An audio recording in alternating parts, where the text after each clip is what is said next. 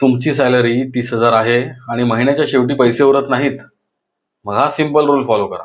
Rule खूप simple आहे. 30,000 salary असेल तर त्याचे 3 पार्ट करायचे. पहिला भाग 50% एक्सपेन्सेस, म्हणजेच 15,000 रुपये. यामध्ये घर खर्च, rent, travel, mobile bill, food हे सगळं मॅनेज करायचं. दुसरा भाग 20% सेव्हिंग्ज आणि SIP, म्हणजे जवळपास 6,000 रुपये हे थेट SIP मध्ये इन्व्हेस्ट करा.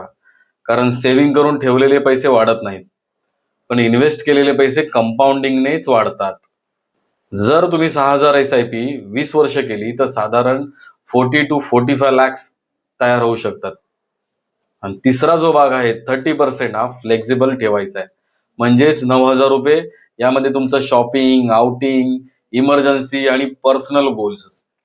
समस्या इन्कम कमी असण्याची नसते, समस्या स्ट्रक्चर नसण्याची असते. पैशाला डिरेक्शन दिला तर छोटी सॅलरी सुद्धा फ्युचर बदलू शकतं. फॉलो करा अशाच सिंपल फायनान्शियल रूल्ससाठी.